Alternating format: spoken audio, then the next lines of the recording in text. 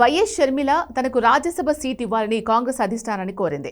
అందులో తప్పు కూడా ఏమీ లేదు. అయితే ఏపీలో భవిష్యత్తు లేని కాంగ్రెస్ ఏ ఉపయోగం లేకుండా షర్మిల సీట్ ఎందుకు ఇస్తుంది? ఇది కామన్ సెన్స్కి సంబంధించిన విషయం కదా.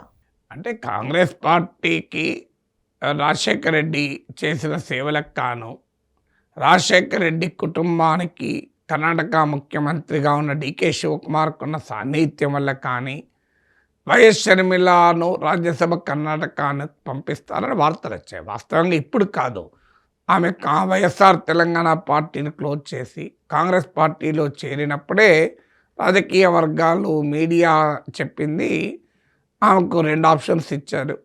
మొదటి ఆప్షన్ ఏమో కర్ణాటక నుంచి రాజ్యసభకు, రెండో ఆప్షన్ పీసీసీ ప్రెసిడెంట్ అని. కానీ ఆమె రాజ్యసభ సీటు వద్ద నాకు పీసీసీ ప్రెసిడెంట్ కావాలని అడిగినట్టుగా వార్తలు వచ్చాయి. కానీ ఆచరణలో ఆమె పీసీసీ ప్రెసిడెంట్ అయ్యాక కాంగ్రెస్ పార్టీ ఒక్క అడుగు కూడా ముందుకేయలేదు.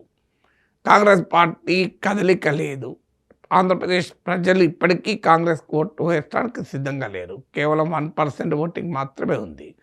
పార్టీ వైఎస్ షర్మిల కూడా తన వ్యక్తిగతమైన వైరం అన్నతో, జగన్తో ఉన్న దానిపైనే కేంద్రీకరిస్తోంది తప్ప ప్రజల సమస్యల్ని ఒక ఛాంపియన్ చేసి ప్రజలకు ఒక నాయకత్వాన్ని ఇచ్చేటువంటి ప్రయత్నం చేయడం లేదు. సో దీనివల్ల ఏమవుతుంది అంటే మీకు కాంగ్రెస్ పార్టీ అక్కడ ఎదుగుబొదుగు లేదు, సమీప భవిష్యత్తులో ఉంటుందన్న నమ్మకము లేదు.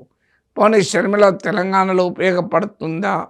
వాస్తవంగా మొదట్లో కర్ణాటక నుంచి రాష్ట్రసభ సీట్ అనుకున్నప్పుడు ఆంధ్రప్రదేశ్కే పరిమితం కావడం కన్నా ఆమె ఆల్రెడీ తెలంగాణలో కూడా పార్టీ పెట్టింది, నేను తెలంగాణ బిడ్డ అన్నది కనుక, సో జాతీయ నాయకత్వంలో ఆల్ ఇండియా కమిటీలో ఉండి కర్ణాటక నుంచి రాజ్యసభ అయితే 2 రాష్ట్రాల్లో రాజకీయాలు చేయవచ్చు కదా అని ప్రతిపాదించారు. ఆమె బహుశా అంగీకరించలేదని అంటున్నారు.